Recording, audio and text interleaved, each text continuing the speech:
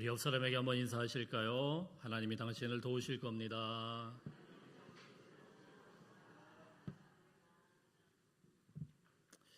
우리가 지난주에 요단강을 건너는 장면을 같이 묵상을 하게 되었습니다.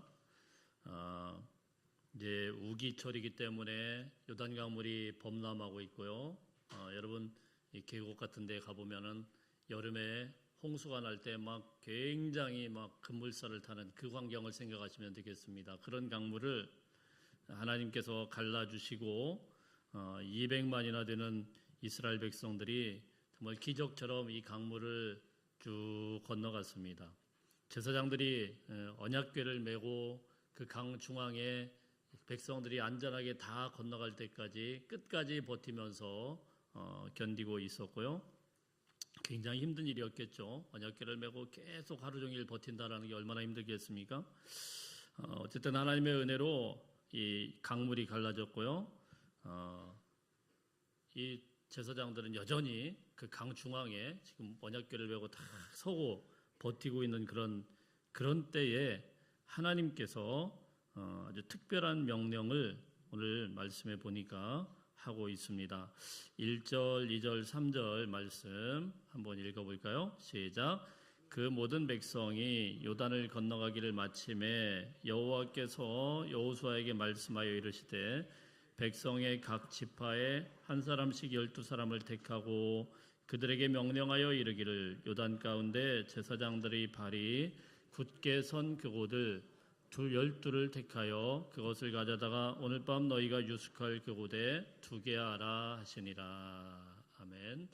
하나님께서 어떤 명령을 내리셨냐면은 지금은 이제 강물이 완전 안으로 들어가기 전에 제사장들은 가운데 이제 딱 법궤를 메고 서 있고 야 너희들 중에서 12를 택해라. 그러니까 지파의 대표자로 12를 택해라 이런 명령을 내립니다. 그리고 그들을 통해서 돌을 강 가운데 있는 돌을 취해서 가지고 와라. 그리고 너희가 오늘 밤에 유숙할 그 장소에다가 돌멩이를 좀 갖다 놓아라. 이런 명령을 내리게 된 거예요. 사실은 이 12명을 택하는 거는요, 우리가 지난 시간에 살펴보질 않았습니다만은 이미 요단강을 건너기 전부터 12명의 대표들이 뽑혀 있는 그런 상태였습니다. 그래서 3장 12절 말씀에 보면은 이미 그들을 다 뽑아놨어요. 12명을 뽑을 때 선별 기준이 굉장히 까다로웠겠죠. 좀 똑똑한 사람 뽑았을 테고 신체도 좀 건강한 사람 뽑았을 테고 뭐 하여튼 우리가 생각하는 그런 리더십의 이 기준들이 얼마나 까다롭게 뽑혔겠습니까? 지파별로 어쨌든 뭐 신앙도 보고 뭐 지혜도 있어야 되고 뭐 건강하기도 보고 다 해서 아주 대표적인 이런 사람들을 12명을 미리 준비를 시켜서 이 사람들이 자기가 이제 12지파의 대표로서 요단강을 쫙 건너갔어요. 강을 건너는 동안에 시간이 좀 걸리지 않았겠습니까? 뭐 얼마나 걸렸는지는 모르겠지만 하루 종일 건넜을 거 아닙니까? 제사장들은 중간에 딱 서 있고 이 지파의 이 대표들은 어떤 생각을 하면서 건넜을까요? 자기들은 이제 이 민족의 또한 대표로서 여호수아 장군을 도와서 이제 가나안 정복의 이 대장정을 품고 가야 되는 이런 리더들이라 이런데 어떻게 보면은 부푼 꿈도 가지고 강을 건넜어요. 이게 다른 사람들과는 좀 다르게 생각을 하고 건넜지 않겠어요? 나는 그래도 리더다. 이제 새로 뽑힌 리더다. 새로운 마음가짐으로 이들이 막 이렇게 건너지 않았겠습니까? 그런데 오늘 말씀에서 건너자마자 이들에게 이게 이 지도자들에게 지도자급에게 첫 번째로 하나님이 말씀하신 명령은 무엇이냐면은요. 여호수아를 통해서 야 너희가 먼저 뽑은 그 12명 있잖아. 그들에게 무엇을 시키냐면은 지파별로 돌 하나씩 들고 와라. 이걸 시킨 거예요. 돌 하나씩 들고 와라. 그러니까 12명의 이스라엘 백성들의 지파의 대표 지도자들이 맨 처음 한 일은 뭐냐면 강에서 돌 뽑아온 거예요. 기분이 어떨까요? 저는 별로 좋아 보이진 않아요. 강에서 아니 첫 번째로 이런 사명을 주시는데 돌을 가지고 와라. 돌을 또 가지고 오라니까 가지고는 오는데 아니 왜 그러지? 뭐 이런 생각이 들지 않겠어요? 자신들을 대표라고 뽑아주셨을 때는 뭔가 좀 의미 있는 일을 좀 할 줄로 생각을 하고 뭔가 좀 그래도 좀 폼나는 일을 좀 하리라고 이렇게 기대를 하기 마련 아니겠습니까? 돌 주워오는 건 꼭 굳이 대표가 할 필요는 없잖아요. 힘센 애 젊은 애 시켜가지고 야 좀 주워와 이렇게 하면 되는 거를 굳이 대표라고 뽑아놓고 열심히 건넜더니 야 그 대표들 있잖아 가서 강바닥에 가서 돌 주워와 뭐 요걸 이제 시키고 있단 말입니다. 자 그래서 뭐 불평은 있지만 어떻게 합니까? 불평을 성경에 찾아볼 수 없죠. 그냥 하나님이 말씀하시니까 순종해서 돌을 가지고 와서 그리고 이제 딱 갖다 놨어요. 그리고 오늘 말씀해 보니까 그날 밤 자기들이 유숙하는 그 텐트 앞에 두어라 이렇게 말씀을 합니다. 그러니까 그 텐트도 아마 안 쳤을 것 같아요.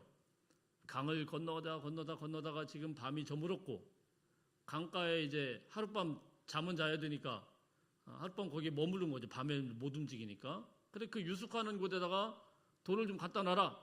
돌을 툭 갖다 놨습니다. 자 그렇게 요단강에서 12지파의 대표들이 낑낑대고 가져온 돌을 중앙에다 탁 놓고 이스라엘 백성들이 쫙 모여가지고 그 밤에 있는 그 장면을 한번 생각해 보자고요. 돌은 이 앞에 있고 강은 딱 건넜고 여러분 강을 건넌 그 흥분과 그 감정이 쉽게 사라지지 않죠. 아마도 이 밤중에 잠자는 사람 아무도 없었을 것 같아요. 온종일 동안 이 강물이 막 노도하고 있던 강물이 쫙 갈라졌고 거기를 쫙 건너가가지고 그리고 물론 몸은 피곤하지만 막 이 흥분의 이 상태에서 야 우리가 강물을 건넜구나 이런 상태에서 그 밤에 벽처럼 쌓여있는 강이 다시 쫙 원상복구되면서 그 돌들 강 중앙에서 가져온 이 돌들을 딱 쌓아놓고 전리품의 돌들을 딱 쌓아놓고 이 사람들은 도대체 그 밤에 무엇을 했을까요?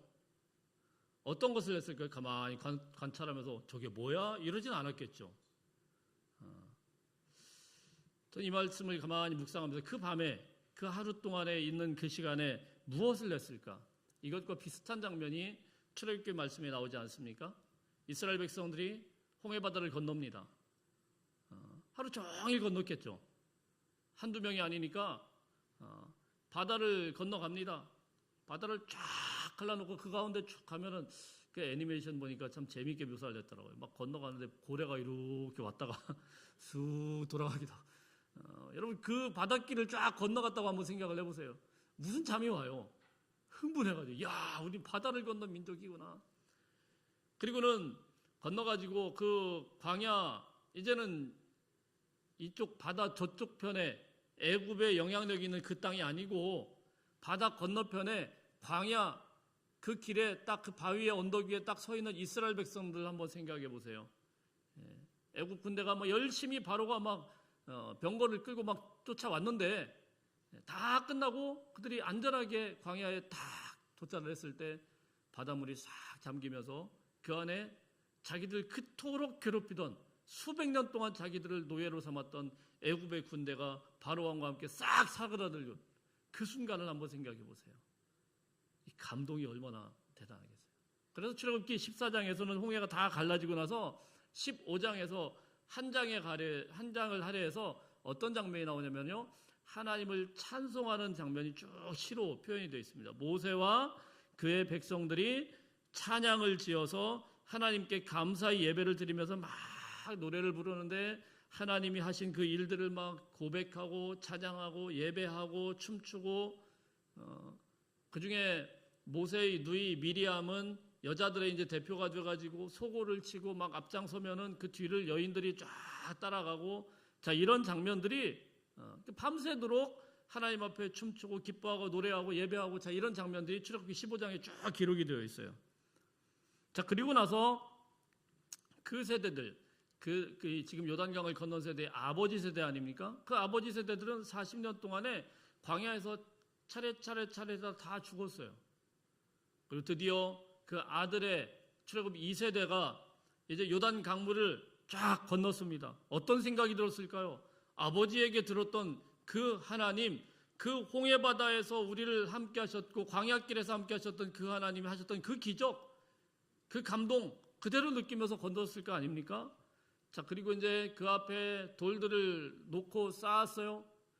쌓았더니 이제는 원래 그렇게 노도하던 그 강물이 요단 강물이 하나가 되면서 다시 막 엄청난 소리를 내면서 막 흘러가고 있어요. 그 물살이. 그 강가에서 딱 서가지고 이들은 무엇을 했겠습니까? 아마도 똑같은 일을 하지 않았겠습니까? 강물을 보면서, 이 돌들을 보면서, 사람들을 확인하면서 덩실덩실 춤추면서 찬양하면서 하나님을 예배하는 그런 축제의 밤이 되었으리라 저는 믿습니다. 저희 어릴 때 이제 중고등부 수련회 같은 경우를 하면은 마지막 날이 하이라이트 아니에요. 마지막 날 무엇을 합니까? 요즘에는 좀 아이들이 이제 워낙 시설이 좋아서 그렇게는 안 합니다만은 저희 중고등부 때는 이제 가면은 텐트를 치고 강가에다 텐트를 치고 이렇게 자갈 있는 이런 곳에 텐트를 딱 치고 뭐 시설이 어디 있어요? 뭐 그냥 자갈밭 하나 얻어가지고 야 여기 괜찮겠다. 그럼 거기서 뭐 노숙을 하는 거 아닙니까? 소위 텐트 딱 치고 거기서 자고 먹고 막 온 교회가 막 와가지고 밥 해주고 마지막 날 딱 되면 이제 하이라이트죠. 거기다 장작불 딱 피워놓고 캠프파이어를 하는 거 아니에요.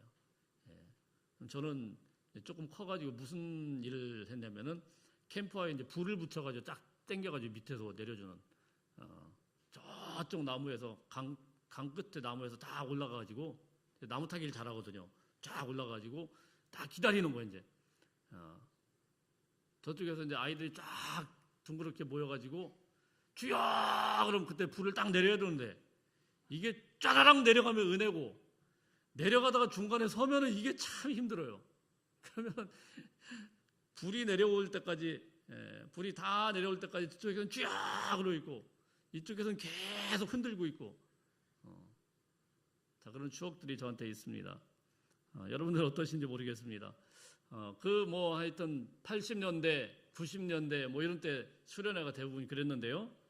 여러분 이 캠프파이어의 그 하이라이트의 그 장면을 한번 생각을 해보세요. 이 사람들이 그 요단강을 건너고 거기에 막 불을 피우고 모여가지고 강물에서 있었던 하나님의 은혜 그리고 그동안에 함께 하셨던 은혜 또 앞으로 이 축복의 땅 가나안에 베풀어 주실 하나님의 그 큰 은혜를 또 기대하고 찬양하고 감사하면서 얼마나 목청껏 하나님의 이름을 부르면서 온종일 밤새워 노래하고 감격하고 그 돌과 함께 그 밤을 보냈겠습니까? 어쨌든 그 밤이 부흥에 비슷하지 않았겠어요? 강물을 건넌 그 하나님의 은혜에 감사하면서 부흥회를 하면서 하나님 감사합니다. 하나님 감사합니다. 우리가 이 강물을 건넜군요. 기적처럼 하나님의 은혜로 건넜군요. 그러면서 막 찬양하고 기도하고 기뻐하고 자 그렇게 그 밤을 보내고 나서 하나님께서 잠시 그들을 또 이끌고 한 장소로 이끌어 갑니다. 이제 드디어 그들의 목적지는요. 이제 여리고성을 향하고 있는데 여리고성에 가기 전에 한 장소에다 하나님께서 딱 멈춰 세웠는데요. 그곳이 우리가 읽지는 않았습니다. 19절, 29절 말씀 혹시 성경에 있으면은 한번 찾아봐 주시고요.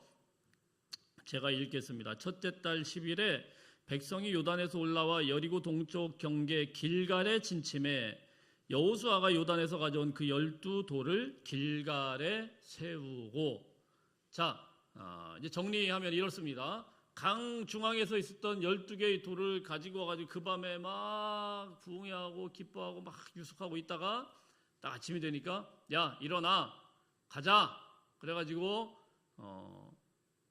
길갈이라는 동네까지 딱 가서 멈춰서 이제 여기서 너희가 잠시 며칠 동안 있을 거야. 그러면 그곳에 텐트를 치고 있으니까 그 길갈의 어느 곳에다가 이 돌을 세워놓은 거예요. 가져온 이 돌들을 쫙 세우는 겁니다. 이해가 되시죠? 예.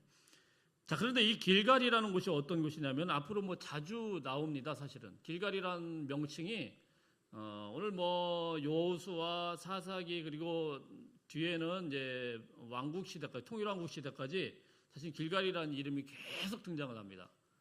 왜냐하면 여기가 가나안 땅에 이스라엘 백성들이 처음 들어와 가지고 처음으로 세워놓은 전초기지와 비슷한 거예요.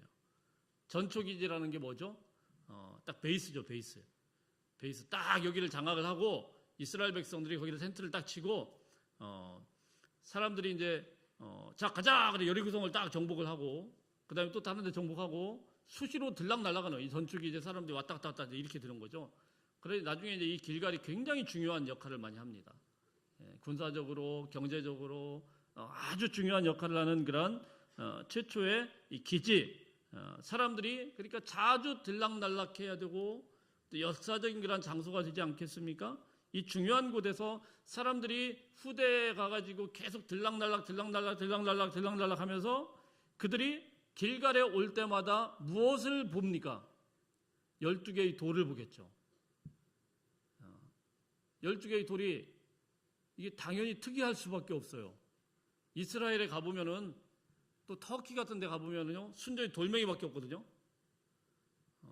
이 돌들이요 그 광야에 있는 돌들은요 다 이렇게 그 뭐 물 수분이 없기 때문에 그런지 몰라 색깔도 좀 불그스름하고 그런데 물 바닥에 있었던 이 돌은 어떻겠습니까? 색깔부터 다르겠죠. 시커먼지 하여튼 뭐 색깔부터 다르겠죠. 물속에서 오랫동안 있었으니까. 이 돌들을 갖다가 12개를 적 하고 세워놓으니까 사람들이 딱 보면서 저거 뭐지? 신기하게 생겼네? 이러면서 물어볼 거 아니에요? 자, 그 이야기를 하는 겁니다. 우리 21절, 22절 말씀 한번 읽어보겠습니다. 21절, 22절 시작. 이스라엘 자손들에게 말하여 이르되 후일에 너희의 자손들이 그들의 아버지에게 묻기를 이 돌들은 무슨 뜻이니까 하거든 너희는 너의 자손들에게 알게 하여 이르기를 이스라엘이 마른 땅을 밟고 이 요단을 건넜음이라. 자, 나중에 이제 시간이 지나가지고 후일에 이 후배들이, 이 후손들이 길가로 들락날락 하면서 그 돌멩이를 볼 거 아닙니까? 쫙 세워놓은 이 돌들을 보면서 아버지, 저게 도대체 뭔 돌이에요? 좀 특이하게 생겼네요. 이렇게 물어보면 그러면 그걸 설명을 하는 거예요. 야, 이 돌은 사실 요단강 가운데서 가져온 거거든. 그러면서 이 강에서 뽑아온 그 이야기를 쭉 하고 요단강 그 사건, 요단강을 건너게 한 그 사건을 잊지 않도록 하라. 반드시 그 후손들에게 이걸 기억하도록 하라. 그때 어떤 일이 있었는지, 그때 이걸 뽑아오는데 뭐 이런 이런저런 이야기를 하기, 그 스토리를 꼭 이야기를 해서 세대가 지나가더라도 후손이 되더라도 반드시 기억해야 될 그 사건으로 요단강을 기념하기 위해서 이 돌을 오늘 끄집어 온 거예요. 여러분이 오늘 이 말씀을 가만히 묵상을 하면서요, 한 가지 마음에 우리가 깊이 새겨야 되는 것들은 무엇이냐면요, 신앙생활에 있어서 이 기억이라는 것이 굉장히 중요하다는 걸 알아야 돼요. 기억. 저희 교회 마당에서부터 쭉 올라오다 보면은 돌담길이죠. 돌담길이라고 하니까 꼭 이렇게 든 길이 있죠. 이렇게 올라오는 길. 제가 이제 처음에 와서 누구한테 들었는지는 모르겠는데 목사님 이 돌들이 뭔지 아세요? 그래서 제가 어떻게 알아요? 아우 이쁘다 그랬더니 목사님 이 돌은요 소금강에 가가지고 우리 성도님들이 직접 다 가지고 와가지고 직접 쌓은 돌이래요. 그러니까 제가 이제 또 유심하게 봐요. 그렇구나. 어쩐지 애들이 이게 좀 맨들맨들하고 좀 그래도 다 이렇게 이거 쌓아놓은. 저는 이제 그때 없었지만 그 이야기를 듣고 나서 그 다음에 이제 제 친구들이 막 놀러 올 거 아닙니까? 놀러 올 때마다 이제 저기로 끌고 가요. 야, 너 이거 봐야 된다. 다른 거 필요 없다. 우리 교회는 이거 봐야 된다. 이게 뭔지 아냐? 우리 성도님들이 소금강 가가지고 있잖아.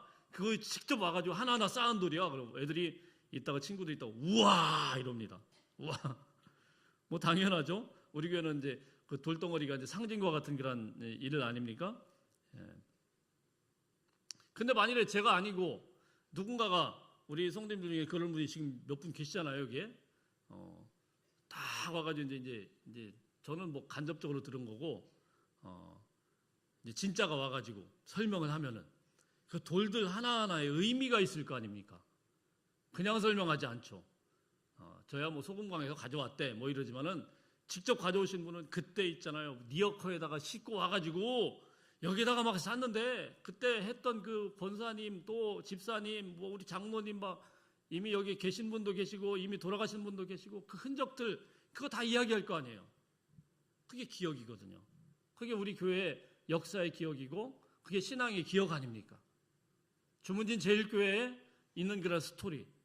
이스라엘 백성들이 그 돌을 보면서 이야기를 할 거예요. 이 돌 있잖아 이거 그냥 가져온 게 아니야. 이건 유다 지파에 누가 가지고 왔는데 그때 이거 뺄 때 얼마나 힘들었는지 아냐? 진짜 죽을 뻔했다. 막 이래가면서 막 이야기를 할 거 아니에요. 그렇죠? 자, 그 이야기를 하면서 요단강의 산 증인이 되어야 된다. 이런 말씀을 하고 있습니다. 왜 하나님께서 이 타이밍에 요단강을 건너자마자 이 돌을 끌고 오라고 이스라엘의 그 가장 유능한 인재들을 통해가지고 왜 이런 일들을 시켰을까? 이 기억이 굉장히 중요하다는 거예요. 신앙에 있어서 이 기억은 어떤 것을 기억하도록 하는 것, 이런 기념비적인 것들을 기억하도록 하는 것, 또 다른 것들을 기억하도록 하는 것, 이게 신앙생활에 있어서 가장 핵심 중에 핵심이더라는 겁니다. 무슨 말씀이냐면 신명기 6장 말씀에 보면은요, 이스라엘 백성들에게 모세를 통하여서 하나님께서 명령을 하신 내용이 있는데 6장만 뽑아왔습니다만 신명기 전체가 다 사실 기억의 책이라고 보시면 됩니다. 모세를 통해서 강하게 명령을 내린 게 뭐냐면은 네 자녀들에게 부지런히 가르치며 집에 앉았을 때든지 길에 갈 때든지 누워있을 때든지 일어날 때든지 이 말씀을 강론할 것이며 그 말씀을 손목에 매어 기호를 삼고 미간에 붙여 표를 삼고 집 문설주와 바깥문에 기록하라. 그래가지고 이스라엘 백성들은 이 말씀을 지키기 위해서요, 지금도 뭐를 하냐면 테필린이라는 걸 만들어요. 양피지로 해서 이렇게 조그마한 상자를 하나 만들어가지고 거기다가 율법의 말씀을 집어넣어요. 그리고 어떻게 하냐면은 머리에다 묶어요. 묶어가지고 딱, 그리고 손목에다 또 매요. 이게 필수품입니다. 이스라엘 남자들이라고 하면은 다 이 테필린을 묶고 손목에 매고 어딜 가느냐? 항상 하루에 3차례 이스라엘 민족들은 하루에 3차례 아침, 점심, 저녁으로 꼭 기도를 해야 돼요. 이게 의무입니다. 그때마다 테필린을 묶고 율법의 말씀을 묶고 매고 기도하는 거예요. 이게 기억의 힘이에요. 그러니까 여러분 어떤 이 꼭 돌멩이를 만들고 어떤 뭐 이런 걸 만들라는 게 아니고 신앙생활에 있어서 이 기억한다라는 것이 이게 얼마나 중요한지를 알아야 돼요. 여러분들이 기억하고 있는 추억하고 있는 이런 것들 우리 자녀들에게도 기억의 흔적들이 남아야 되는 거예요. 저희 할아버지께서 살아계실 때 저희 집안에 가훈으로 성경 말씀을 하나 남겨놨습니다. 여호수아 24장 15절 말씀인데 어릴 때 그 초등학교 때 집에 가훈을 하나 적으라고 하잖아요. 그럼 저희 아버지한테 여쭤보면 그걸 말씀합니다. 우리 할아버지가 남기신 가훈이 있다. 그건 뭐냐? 오직 나와 내 집은 여호와만을 섬기겠노라. 자, 이걸 이제 할아버지가 딱 남겨요. 이건 우리 가훈이야. 외워. 그래서 아들들한테 시키고 아들들은 저희 손주들한테 막 시켜가지고 오직 나와 내 집은 여호와만을 섬기겠노라. 그래서 이걸 딱 남겨놨어요. 그러니까 어떻게 해야 되냐면은 자녀들 손주들 계속 되면서 이건 우리 집안의 가훈이야. 돌아가신 할아버지는 돌아가셨지만 그 말씀은 기억되고 살아남는 거 아니겠어요? 예. 왜 하나님께서 이런 일들을 말씀을 하셨느냐? 너는 사라지더라도 네 후손들이 영원히 기억할 기념비적인 그런 사건, 그게 바로 이 요단강의 돌이 되어야 된다라는 겁니다. 제가 보니까 신앙생활을 아주 잘하는 사람들은 대부분 뭐냐면은 이런 기억의 흔적들을 갖고 있어요. 옛날에 은혜 받았을 때, 또 예전에 부흥회 때, 기도회 때, 막 이때 하나님을 깊이 경험하고 막 체험하고 은혜 받고 이런 흔적들을 갖고 있어요. 이런 사람들이 정말 신앙이 센 사람들이에요. 그래서 뭐라고 합니까? 뭐 어려움이 와요. 힘든 게 와요. 그리고 막 뭐 예배 드릴 때 환경적으로 막 좀 불편하고 막 이래요. 그때 뭐라고 하냐면, 야, 내가 어떤 사람인지 알아? 나는 옛날에 눈밭을 걸어 다니면서 예배 드린 사람이야! 막 이런 거죠. 눈밭을 걸어다녀서 뭐 이까짓 게 뭐 그러면서 또 이겨나가잖아요. 그렇죠? 그게 기억의 힘 아니에요. 예.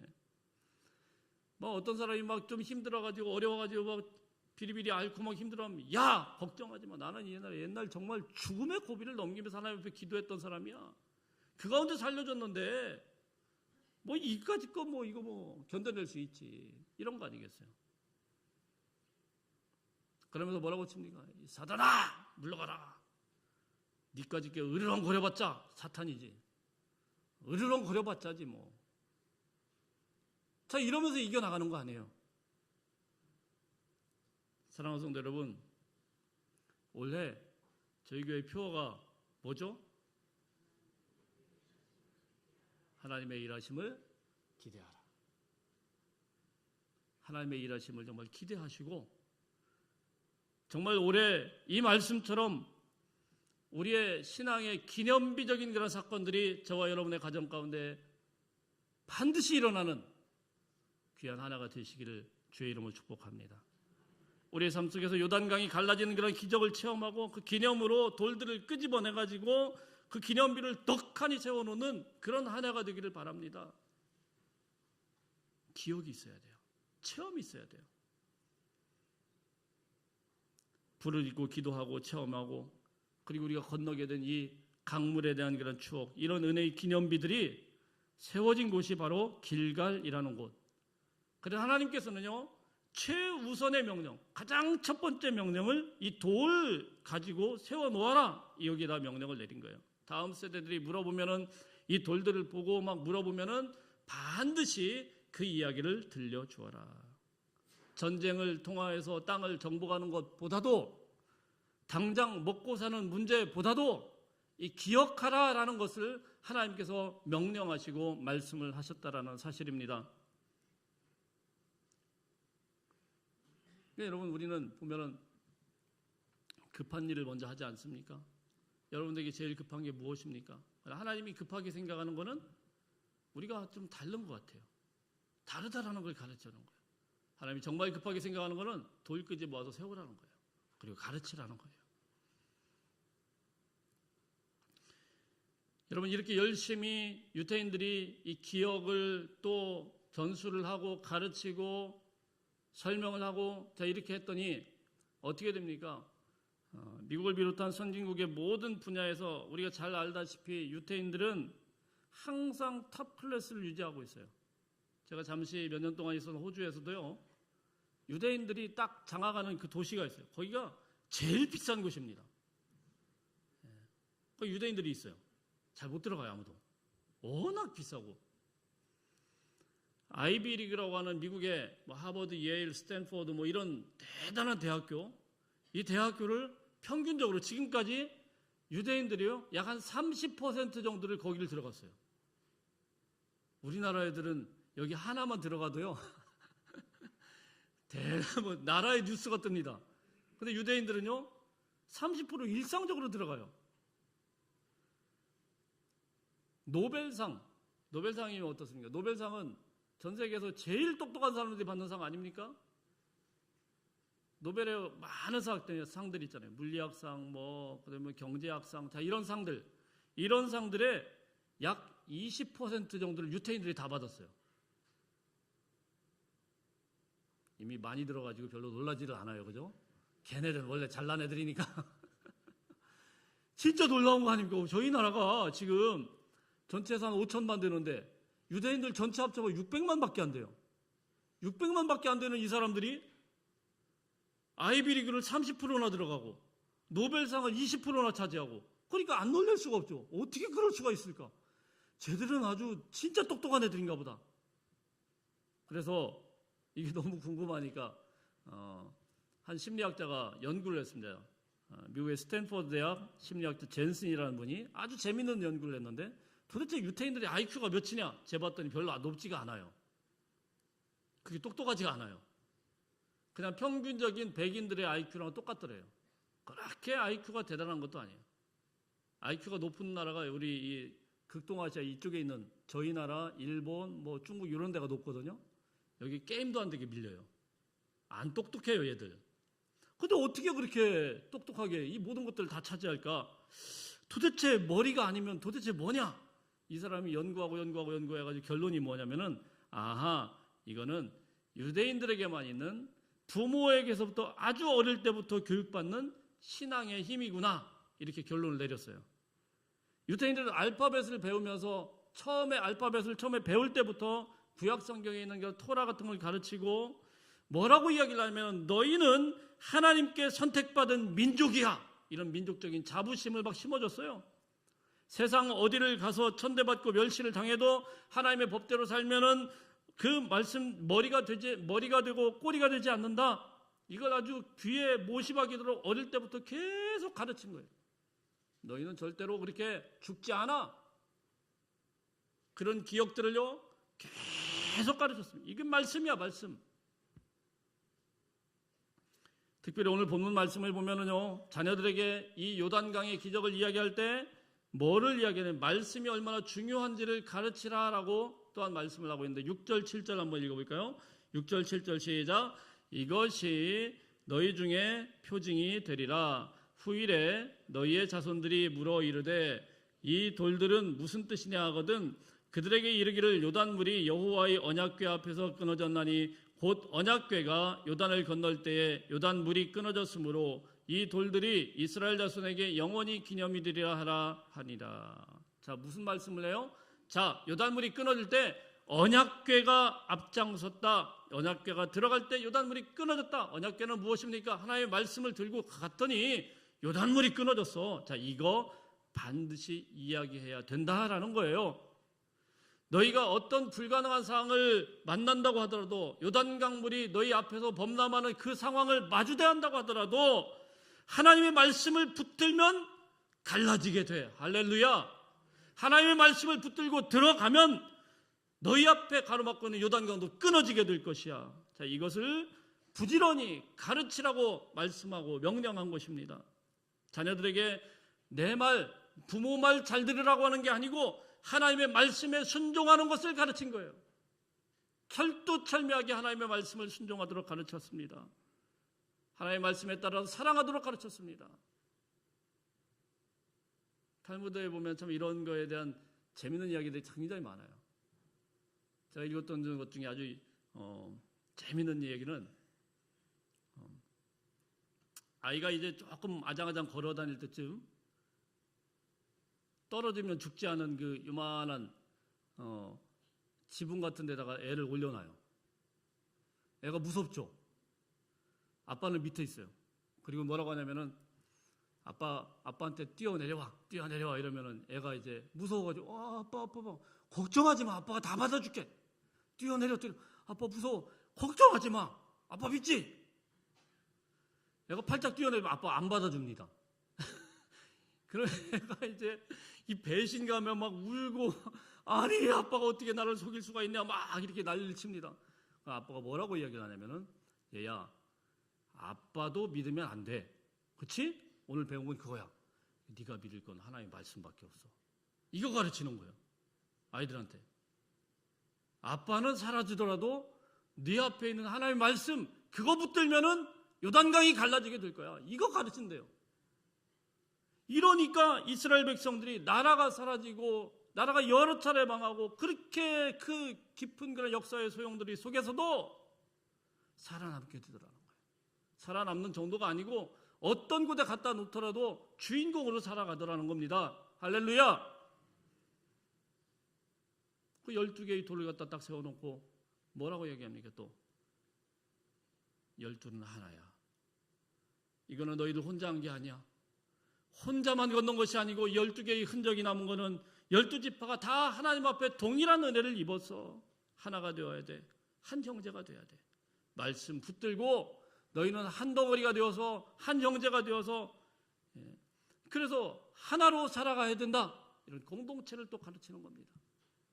세계적으로 절대로 끊어지지 않는 그런 공동체 중에 하나가 유태인 공동체예요. 무섭습니다. 얼마나 무서운지 몰라요. 여러분 뭐 그런 이야기 많이 듣지 않았습니까? 전쟁이 나면은 그 아이들은 하버드 보고 다 때려치고서 나라로 와요. 자기가 최고예요. 자기 나라가 최고예요. 저희 나라는 아마 아직 전쟁은 안 났지만은 나기 전에 아마 다 짐 싸들고 나갈 거예요. 그럴 분들 꽤 있을 거예요. 저희 나라만이 아니고 다른 나라도 다 마찬가지죠. 오늘날 너무나도 우리가 아이들에게 가르치는 것이 무엇입니까? 개인주의, 이기주의, 왕자님, 공주님으로 다 키워놨어요. 네가 최고야, 네가 최고야.